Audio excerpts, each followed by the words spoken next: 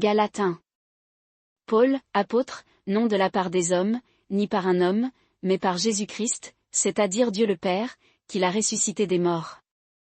Et tous les frères qui sont avec moi, aux églises de Galatie. La grâce et la paix vous soient données de la part de Dieu le Père, le Seigneur de nous tous, Jésus-Christ, qui s'est donné lui-même pour nos péchés, afin de nous retirer de ce siècle corrompu, selon la volonté de Dieu notre Père, auquel soit gloire au siècle des siècles. Amen. Je m'étonne que vous abandonniez si rapidement celui qui vous avait appelé à la grâce de Christ, pour passer à un autre évangile. Non qu'il y en ait un autre, mais il y a des gens qui vous troublent, et qui veulent inverser l'évangile de Christ. Mais quand nous-mêmes, ou un ange du ciel vous annoncerait un évangile différent de celui que nous vous avons annoncé, qu'il soit maudit. Comme nous l'avons déjà dit, je le dis encore maintenant, si quelqu'un vous annonce un évangile différent de celui que vous avez reçu, qu'il soit damné éternellement. Car, est-ce les hommes que je prêche, ou Dieu? Ou est-ce que je cherche à plaire aux hommes? Si je plaisais aux hommes, je ne serais pas un serviteur de Christ. Je vous le déclare donc, frères, l'évangile que j'ai annoncé n'est pas de l'homme. Car je ne l'ai ni reçu ni appris d'un homme, mais par une révélation de Jésus-Christ. Vous avez, en effet, entendu dire quelle était autrefois ma conduite dans le judaïsme, comment je persécutais à profusion l'Église de Dieu, et la ravageais. Et comment j'étais plus avancé dans le judaïsme que beaucoup de ceux de mon âge dans ma nation, étant le plus ardent zélateur des traditions de mes pères. Mais quand il plut à Dieu, qui m'avait choisi dès le sein de ma mère, et qui m'a appelé par sa grâce, de révéler son Fils en moi, afin que je l'annonce parmi les gentils, aussitôt, je ne consultai ni la chair ni le sang. Et je ne montai point à Jérusalem vers ceux qui étaient apôtres avant moi, mais je m'en allai en Arabie, et je revins encore à Damas. Ensuite, 3 ans après, je montai à Jérusalem, pour y visiter Pierre, et je demeurai chez lui 15 jours. Mais je ne vis aucun des autres apôtres, sinon Jacques, le frère du Seigneur. Or, dans les choses que je vous écris, voici, devant Dieu, je ne mens point. J'allai ensuite dans les pays de Syrie et de Cilicie. Mais j'étais inconnu de visage aux églises de Judée qui sont en Christ. Elles avaient seulement entendu dire, celui qui autrefois nous persécutait, annonce maintenant la foi, que jadis il ravageait. Et elles glorifiaient Dieu à cause de moi. Galates 2. 14 ans après, je montai de nouveau à Jérusalem avec Barnabas, et je pris aussi Tite avec moi. Or, j'y montai d'après une révélation, et je leur exposai, et en particulier aux plus considérés, l'évangile que je prêche parmi les gentils, de peur que je ne courusse ou que je n'eusse couru en vain. Et même Tite, qui était avec moi, quoiqu'il fût grec, ne fut point obligé de se faire circoncire.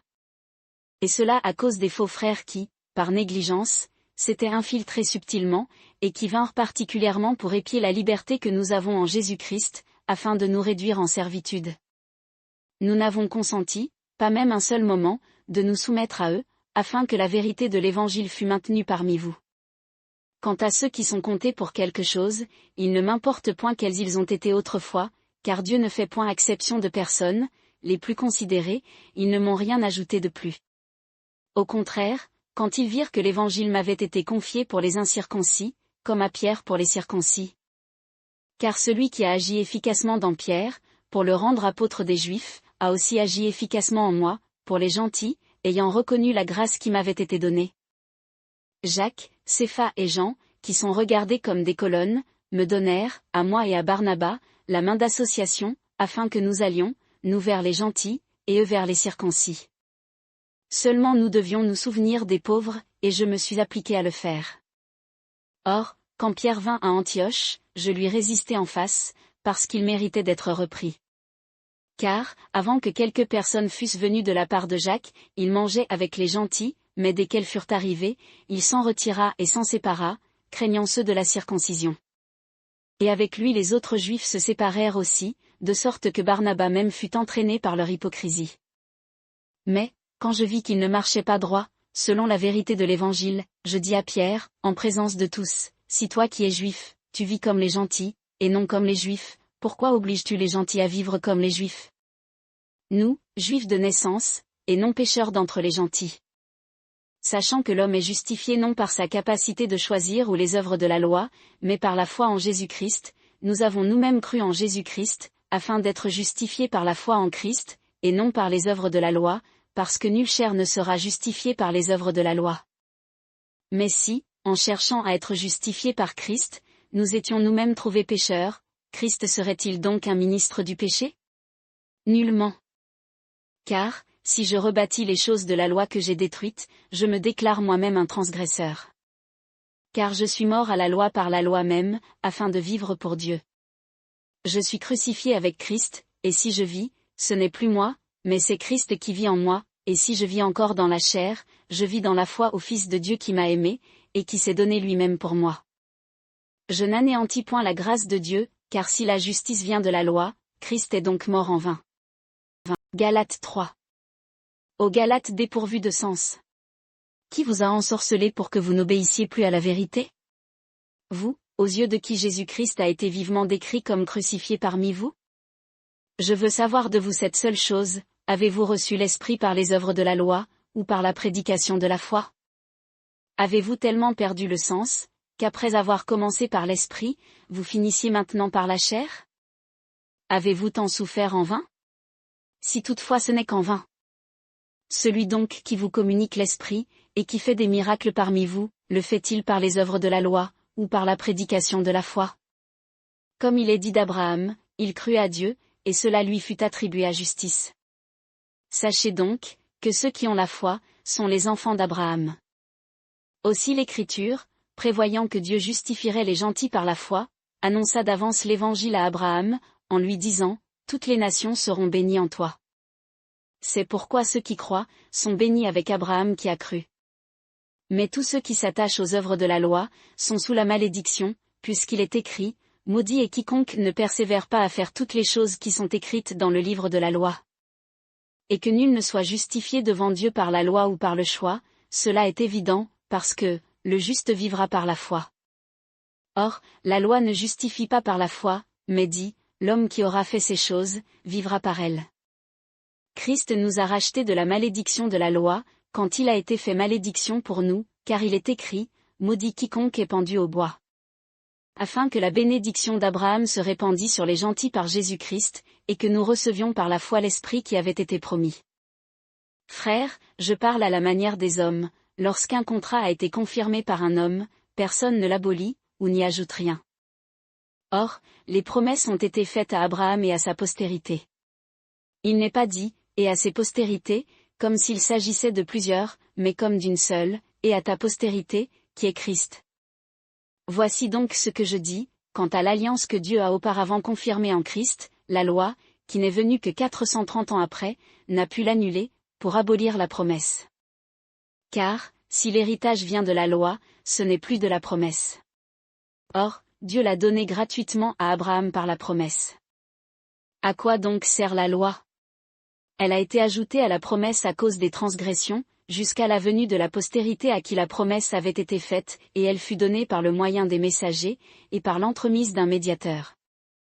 Or, un médiateur n'est pas d'un seul représentant, mais Dieu est un seul. La loi est-elle donc contraire aux promesses de Dieu? Nullement, car s'il eût été donné une loi qui pût donner la vie, la justice viendrait véritablement de la loi. Mais l'Écriture a tout renfermé sous le péché, afin que la promesse fût donnée, par la foi en Jésus-Christ, à ceux qui croient. Or, avant que la foi vienne, nous étions renfermés sous la garde de la loi, pour la foi qui devait être révélée. De sorte que la loi a été notre conducteur pour nous mener à Christ, afin que nous puissions être justifiés par la foi. Or, la foi étant venue, nous ne sommes plus sous ce conducteur légaliste. Car vous êtes tous enfants de Dieu par la foi en Jésus-Christ. Car vous tous qui avez été engagés en Christ, vous avez endossé Christ. Il n'y a plus ni juif ni grec, il n'y a plus ni esclave ni libre, il n'y a plus ni homme ni femme, car vous êtes tous un en Jésus-Christ. Et si vous êtes de Christ, vous êtes donc la postérité d'Abraham, et les héritiers selon la promesse. Galates 4. Or, je dis qu'aussi longtemps que l'héritier est enfant, il ne diffère en rien de l'esclave, quoiqu'il soit seigneur de tout. Mais il est sous des tuteurs et des administrateurs jusqu'au temps marqué par le Père. Nous aussi de même, lorsque nous étions enfants, nous étions sous l'esclavage des rudiments du monde. Mais, lorsque les temps ont été accomplis, Dieu a envoyé son Fils, né d'une femme, né sous la loi, afin qu'il rachetât ceux qui étaient sous la loi, pour que nous recevions l'adoption. Et, parce que vous êtes fils, Dieu a envoyé dans vos cœurs l'esprit de son Fils, lequel crie, Abba, ô Père. C'est pourquoi tu n'es plus esclave, mais fils, et si tu es fils, tu es aussi héritier de Dieu par Christ. Mais alors, à la vérité, ne connaissant point Dieu, vous serviez des dieux qui n'en sont point de leur nature. Et maintenant que vous avez connu Dieu, ou plutôt que vous avez été connus de Dieu, comment retournez-vous encore à ces faibles et misérables rudiments, auxquels vous voulez vous soumettre de nouveau? Vous observez les jours, les mois, les temps et les années. Je crains pour vous que je n'ai travaillé en vain à votre égard. Soyez comme moi, car moi aussi j'ai été comme vous, je vous en prie, frères. Vous ne m'avez fait aucun tort, et vous savez que je vous ai annoncé ci-devant l'Évangile dans l'infirmité de la chair.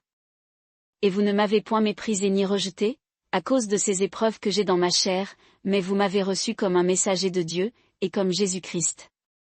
Qu'est-ce donc qui faisait alors votre bonheur? Car je vous rends témoignage, que s'il avait été possible, vous vous seriez arraché les yeux pour me les donner. Suis-je donc devenu votre ennemi, en vous disant la vérité?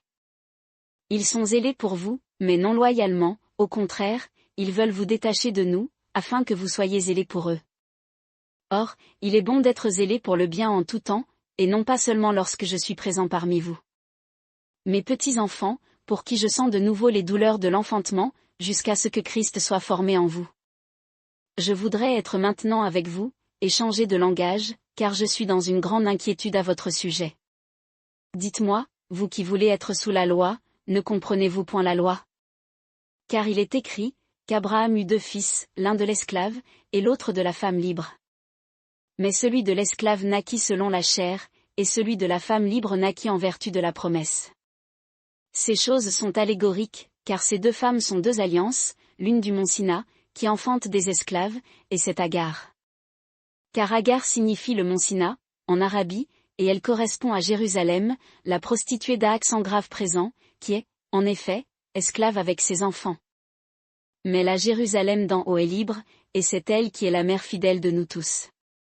Car il est écrit, réjouis-toi, stérile, toi qui n'enfantais point, éclate et pousse des cris, toi qui n'as pas été en travail d'enfant, car les enfants de la délaissée seront plus nombreux que ceux de la femme qui était mariée.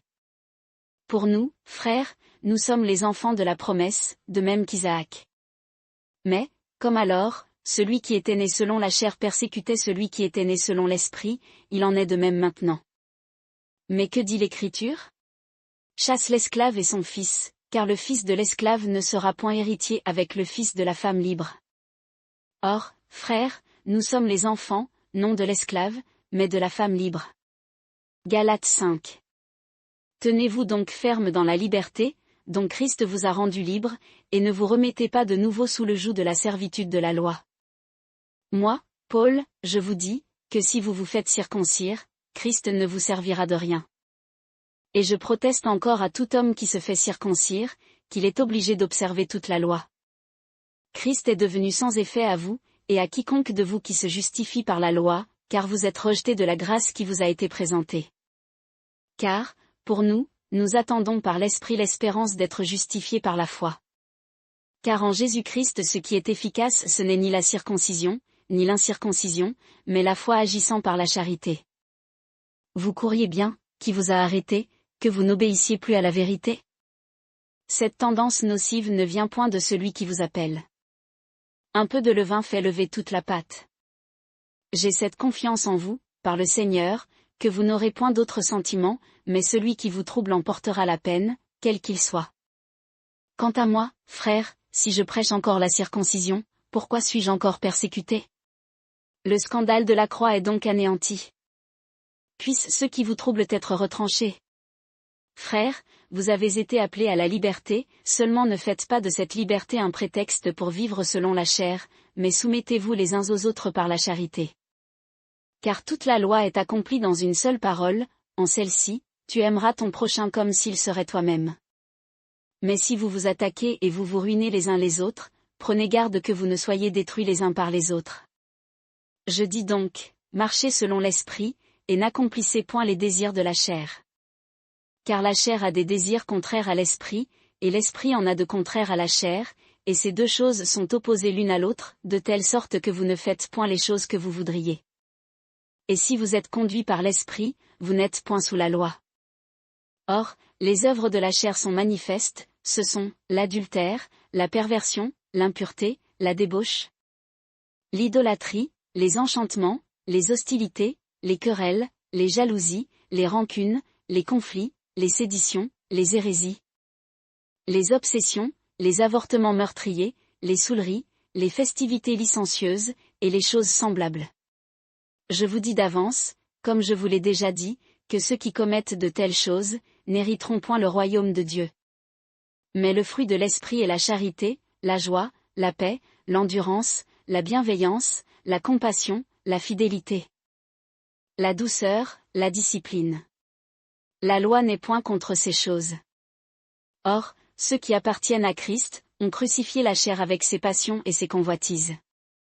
Si nous vivons par l'esprit, marchons aussi par l'esprit. Ne recherchons point la vaine gloire, en nous provoquant les uns les autres, et en nous portant envie les uns aux autres. Galates 6. Frères, si un homme a été surpris en quelque faute, vous qui êtes spirituels, redressez-le dans un esprit de douceur. Prends garde à toi-même, de peur que tu ne sois aussi tenté. Portez les fardeaux les uns des autres, et accomplissez ainsi la loi de Christ. Car, si quelqu'un pense être quelque chose, quoiqu'il ne soit rien, il se séduit lui-même.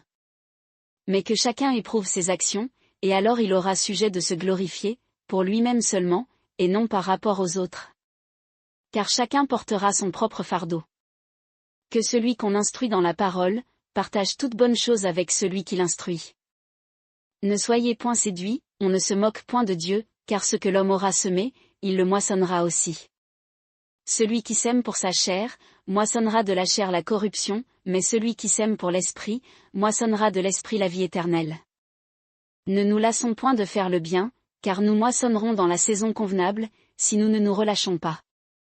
C'est pourquoi, pendant que nous en avons l'occasion, faisons du bien à tous, mais surtout à ceux qui sont de la famille de la foi. Vous voyez quelle grande lettre je vous ai écrite de ma propre main. Tous ceux qui veulent se rendre agréables, selon la chair, vous contraignent à vous faire circoncire, uniquement afin de n'être pas persécutés pour la croix de Christ. Car les circoncis eux-mêmes ne gardent point la loi, mais ils veulent que vous soyez circoncis, afin de se glorifier dans la chair. Quant à moi, qu'il ne m'arrive pas de me glorifier en autre chose qu'en la croix de notre Seigneur Jésus-Christ, par laquelle le monde est crucifié pour moi, et moi pour le monde. Car en Jésus-Christ, la circoncision ne sert de rien, ni l'incirconcision, mais la nouvelle création. Et pour tous ceux qui suivront cette règle, que la paix et la miséricorde soient sur eux, et sur l'Israël de Dieu. Au reste, que personne ne m'afflige, car je porte en mon corps les distinctions du Seigneur Jésus. Frères, que la grâce de notre Seigneur Jésus-Christ soit avec votre esprit. Amen.